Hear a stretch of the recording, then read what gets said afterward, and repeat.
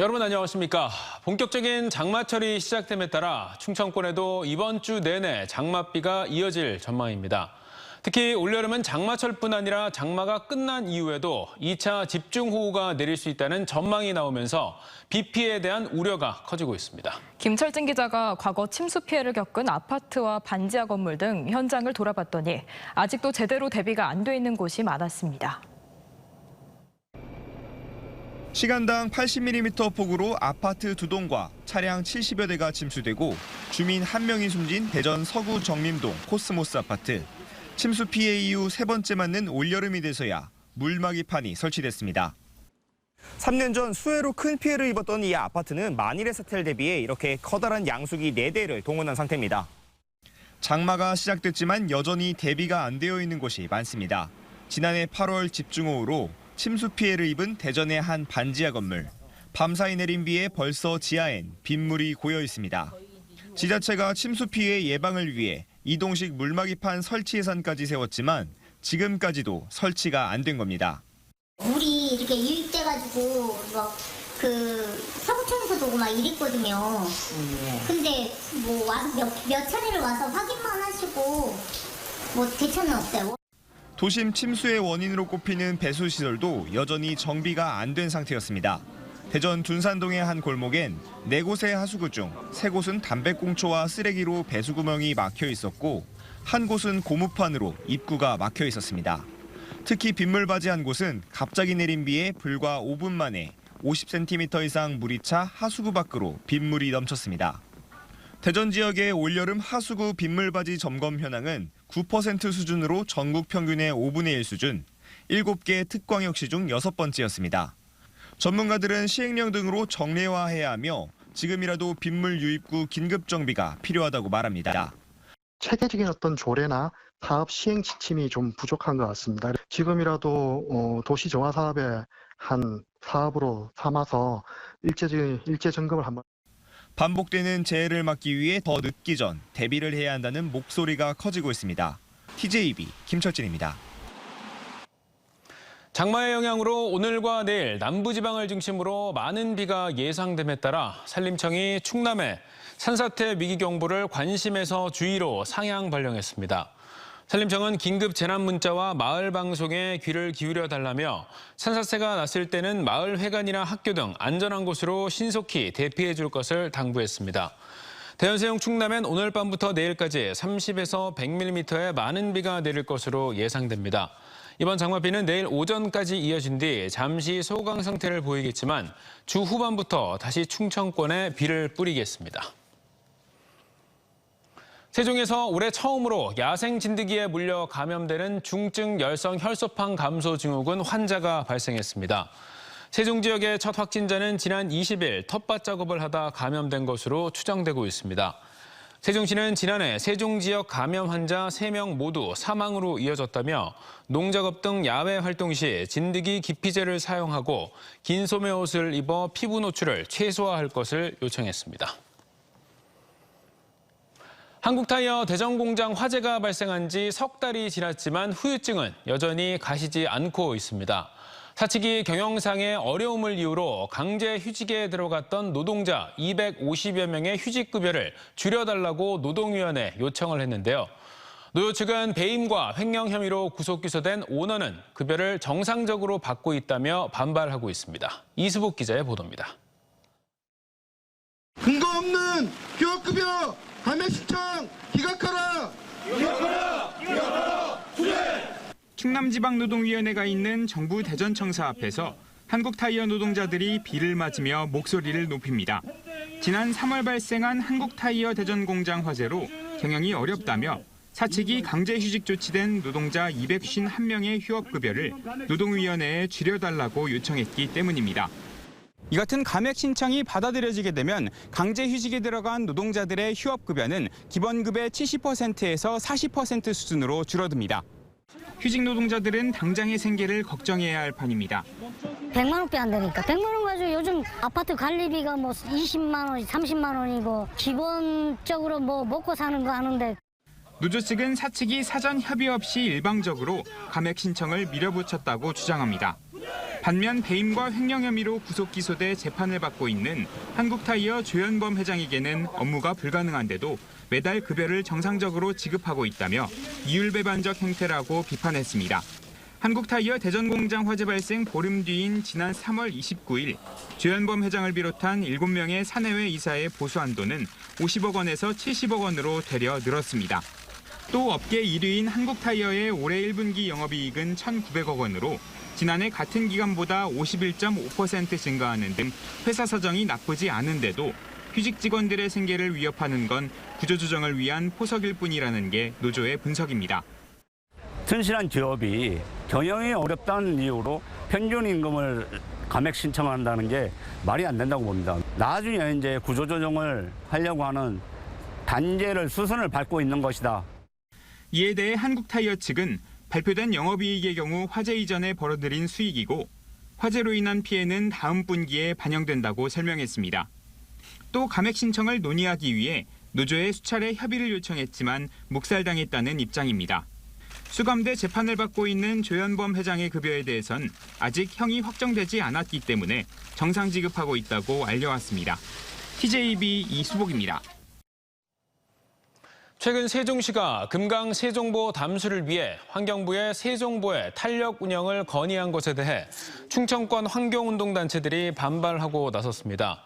환경단체들은 세종보 개방 이후 금강이 자연성을 회복하고 있는 상황에서 세종시와 환경부가 거짓된 정보로 금강을 정략적으로 이용하려 한다며 모든 수단과 방법을 동원해 세종보 담수를 막을 것이라고 경고했습니다. 국가물관리위원회는 지난 2021년 해체를 결정했는데 최근 세종시는 2025 국제정원 박람회 성공 개최를 위한 세종보 탄력 운영을 환경부에 의견을 제시했고 세종보 운영을 위한 시설 점검이 조만간 시작될 전망입니다. 다음 달부터 시작되는 정부 부처의 내년도 예산안 편성을 앞두고 충청권 시도지사들이 지역 현안과 국비 확보를 위해 함께 국회를 찾았습니다.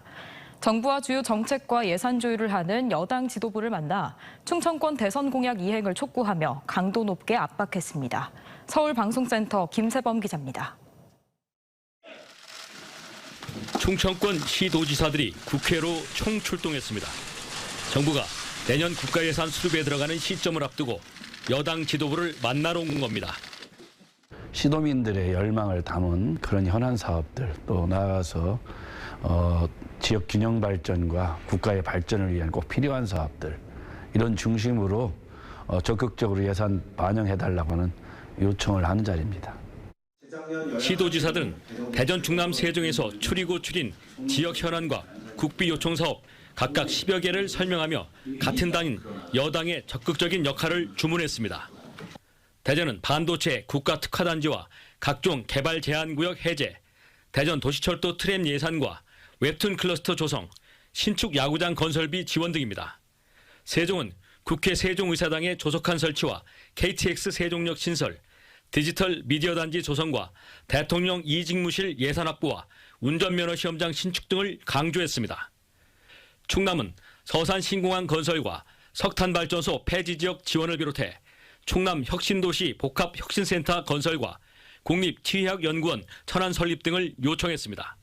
충청권 시도지사들은 지역 사업들마다 지지부진하다며 여당 지도부의 분발을 촉구했고 특히 대선 공약이 전국 공모 사업으로 변질되고 영호남은 수월한 예타 면제가 충남권에겐 엄격하게 적용된다며 날선 비판을 쏟아냈습니다.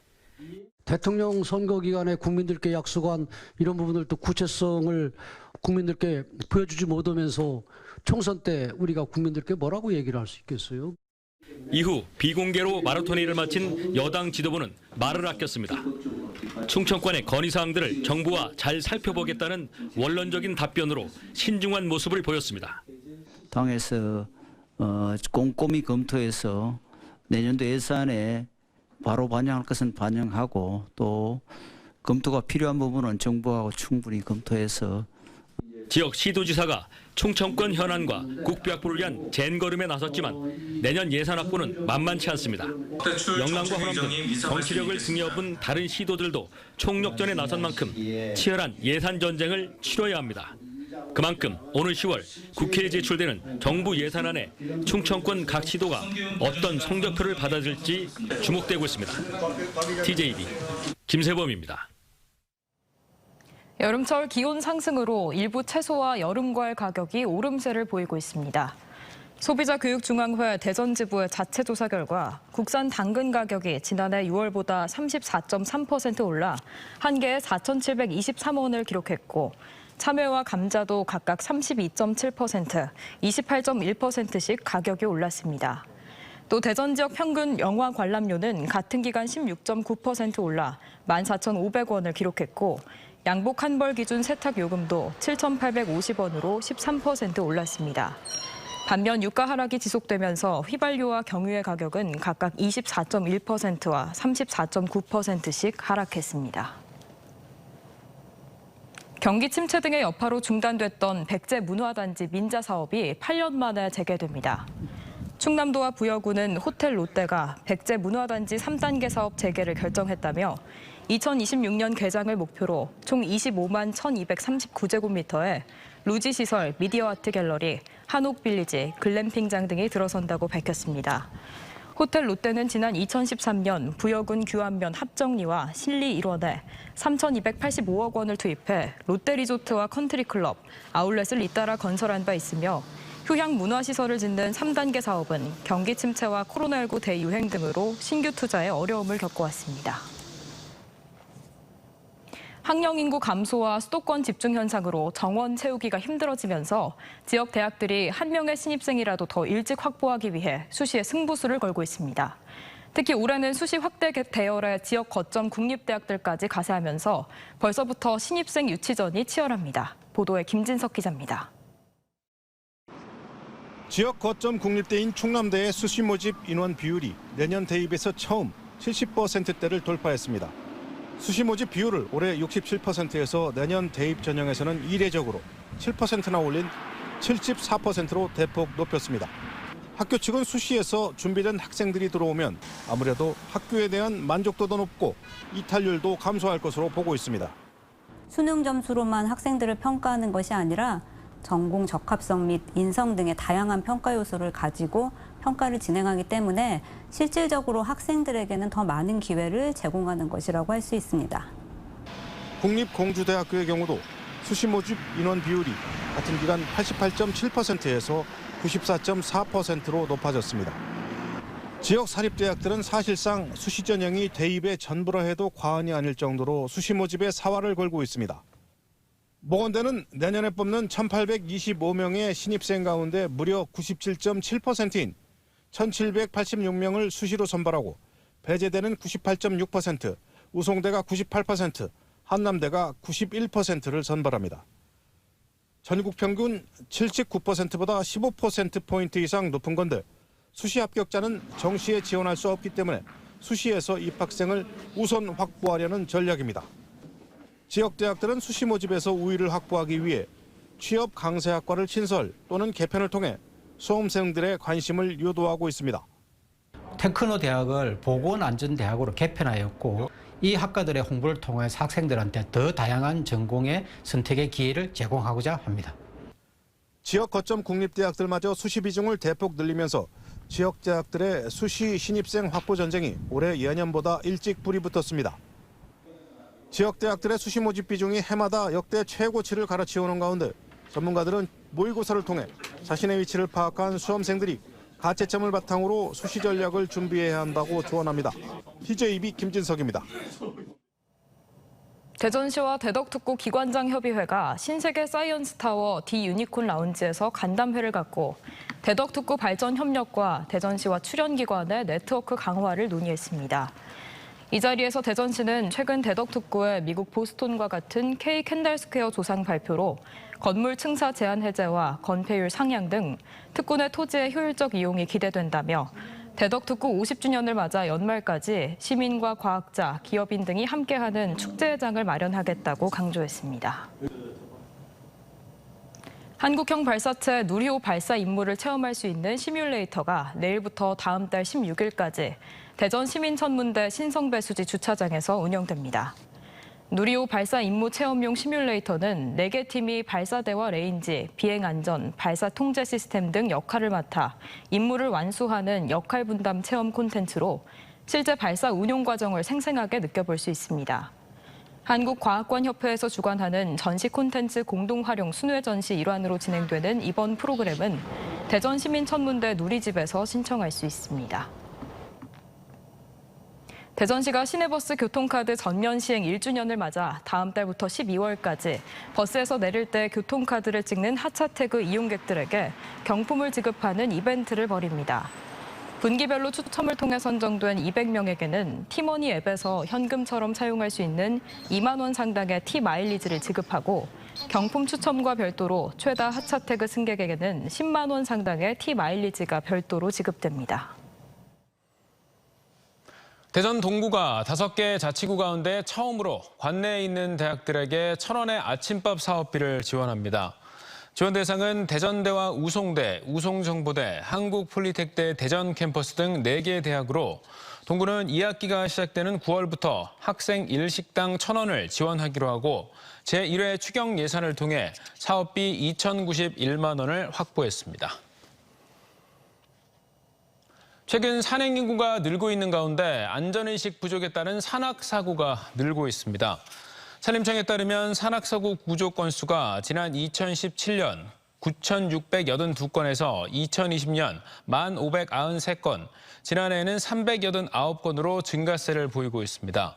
산림청은 이에 따라 안전산행을 위해 날씨나 등산로 정보 등을 충분히 살핀 뒤 산행 안전 수칙을 지켜 등산해 줄 것을 당부했습니다.